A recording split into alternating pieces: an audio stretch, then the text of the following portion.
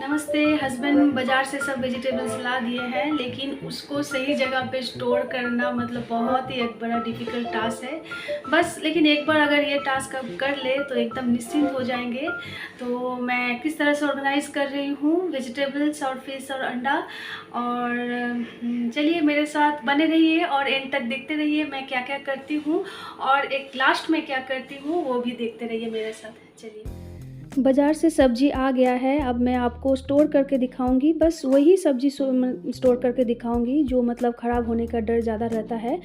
तो ये 1 दिन या 2 दिन टिकता है, इसके बाद ख़राब हो जाता है। लेकिन मैं आपको दिखाऊंगी अगर इस तरह से आप स्टोर करके रखेंगे तो सब्ज़ी करीबन 1 हफ़्ता तो एकदम बहुत ही सुंदर रहेगा, और लॉन्ग लास्टिंग अगर करना चाहेंगे तो वो भी होगा। तो मैं ये बॉक्स ले लेती हूँ। ये बॉक्स मैंने पहले पिछले वीडियो में भी आपको दिखाया है ये बॉक्स कितना यूज़फुल है। तो मैं जो वेजिटेबल्स मुझे स्टोर करना है मैं यही बॉक्स पे करती हूँ। और ये है ग्रीन चिली। तो ग्रीन चिली का मतलब आने के बाद मैं अच्छी तरह से पहले वॉश कर लेती हूँ, उसके बाद इसको सुखा लेती हूँ, और जो भी डंठल है ना मैं ये सब डंठल अच्छी तरह से इसको निकाल लेती हूँ। और ये चिली को मैं हाफ हाफ करके डिवाइड कर लेती हूँ। कुछ चिली को ऐसे ही साबुत रख देती हूँ और कुछ ऐसे पेस्ट बना के रखती हूँ सब्जी के लिए। तो चलिए इसको स्टोर कर लेते हैं। ये धुला और साफ़ हुआ है अच्छी तरह से।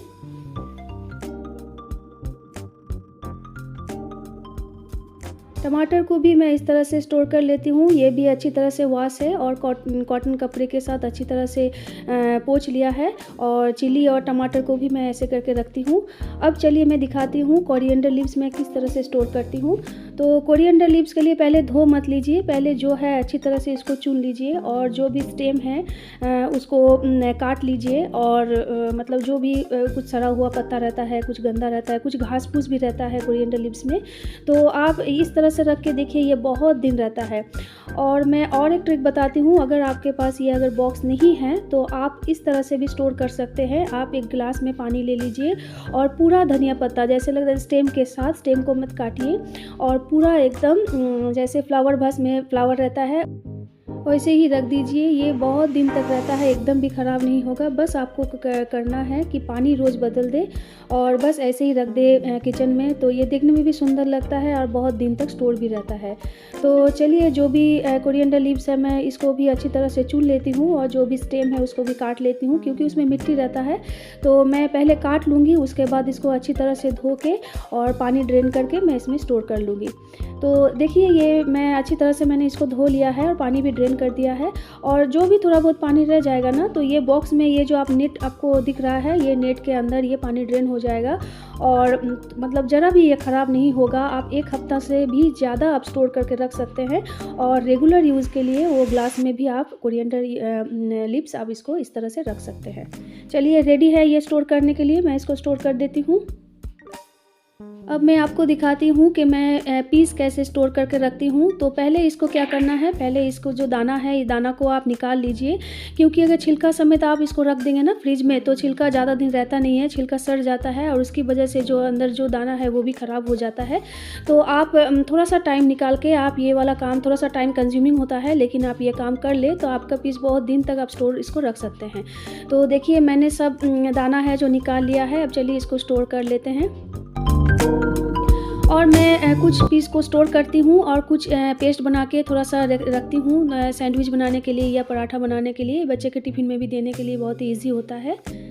तो ये है हमारा पीस रेडी। अब मैं इसको फ्रिज में स्टोर कर लेती हूँ। अब मैं आपको दिखाती हूँ कि मैं पालक साग किस तरह से रखती हूँ। तो इस तरह से जो स्टेम है ना, मैंने इस वाले जो स्टेम है तो इस स्टेम को मैं पहले काट लेती हूँ। और ये देखिए ये कॉर्नफ्लेक्स का बड़ा पैकेट है। मैंने पहले भी आपको दिखाया कि मैं कॉटन क्लॉथ के बैग में भी रखती हूँ। तो वो अगर क्वांटिटी कम होता है तो मैं उस टाइप के बैग में रखती हूँ, और अगर क्वांटिटी ज़्यादा होता है तो मैं ये बड़ा वाला पैकेट में रखती हूँ। ये कॉर्नफ्लेक्स का पैकेट है। तो ये फॉइल पेपर जैसा होता है, इसमें आप जितना दिन चाहे आप साग रख सकते सकते हैं, एकदम भी ख़राब नहीं होता है। बस आपको चुन के अच्छी तरह से साफ़ सफाई करके इसको रखना है और बस ये बहुत दिन तक आपके फ्रिज में रह जाएगा। तो मैं पहले ये जो स्टेम है मैं इसको अच्छी तरह से काट लेती हूँ और थोड़ा सा स्टेम के ऊपर से काटिए इसको। मैं लास्ट में एक चीज़ आपको दिखाऊंगी मैं क्यों ऐसा बोल रही हूँ। तो चलिए मैं पहले जो भी है पालक साग मैं स्टेम को काट लेती हूँ, उसके बाद दिखाती हूँ मैं क्या करती हूँ।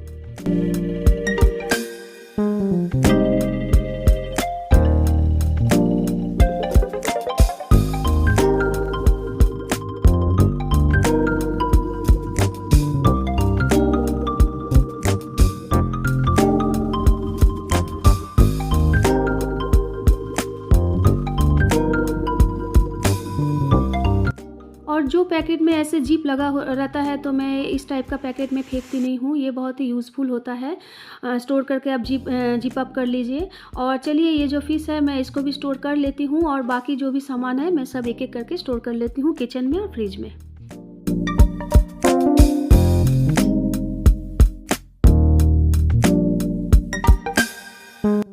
अब मैं अंडा को भी रिफ़िल कर लेती हूँ, लेकिन ये बॉक्स में पहले से ही 4 अंडा है तो मैं ये 4 अंडा निकाल लूँगी।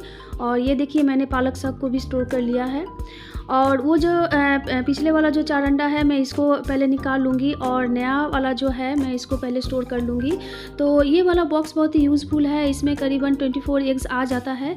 और मैं पहले ये बॉक्स फिल कर लेती हूँ, उसके बाद जो एक्स्ट्रा अंडा होगा वो दूसरे पॉट में उसको सामने रख दूँगी ताकि बार बार मुझे बॉक्स खोलना नहीं पड़ेगा। और मतलब रेगुलर यूज़ के लिए सामने कुछ अंडे मैं ऐसे ही रख देती हूँ।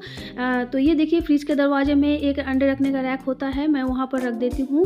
और थोड़ा सा और भी ज़्यादा अंडा बच गया तो मैंने इस तरह से बोल में रख के इसको रख दिया। अब मैं दिखाती हूँ जो पालक साग का स्टेम मैंने आपको बताया था कि आप थोड़ा सा ऊपर से इसको काटिए। मैं एक टब खाली रखती हूँ क्योंकि विंटर में जो पालक साग आता है ना तो ये वाला स्टेम काट के आप फिर से अगर लगा दें मिट्टी में तो ये और एक दिन का मतलब हो जाता है, तो इसको जुगाड़ कर सकते हैं। तो मैं इस तरह से स्टेम को फेंकती नहीं हूँ, तो ऐसे टब में एक खाली रखती हूँ, थोड़ा सा मिट्टी को रेडी करके मैं वो वाला जो स्टेम है मैं उसको फिर से लगा देती हूँ। और ये लगा लेने के बाद इसको आप छाँव में रखिए, धूप में मत रखिए और रोज़ पानी देने का ज़रूरत नहीं है। आप देखिएगा 1 हफ्ता बाद कितना सुंदर छोटा छोटा पत्ता निकल आएगा। अगर आप इस तरह से अगर आप वेजिटेबल्स को ऑर्गेनाइज़ करें ना तो हो सकता है कि आपको 1 या 1.5 घंटा थोड़ा सा झंझट लगे ये सब ऑर्गेनाइज़ करने में, लेकिन एक बार ऑर्गेनाइज़ कर देने के बाद आप एकदम 1 हफ्ता निश्चिंत हो जाएंगे। आपको बार बार चेक नहीं करना होगा, आपका वेजिटेबल्स एकदम फ्रेश रहेगा। और बस इतना ही, आप बहुत ही अच्छी तरह से इस तरह से ऑर्गेनाइज़ करके रख सकते हैं। वेजिटेबल्स बहुत ही लॉन्ग लास्टिंग करते हैं। और बस इतना ही। और मेरे साथ आप हैं और अच्छे अच्छे कमेंट कर रहे हैं, मुझे मोटिवेट कर रहे हैं, उसके लिए मेनी मेनी थैंक्स। और चलिए लाइक शेयर एंड सब्सक्राइब कर दीजिए।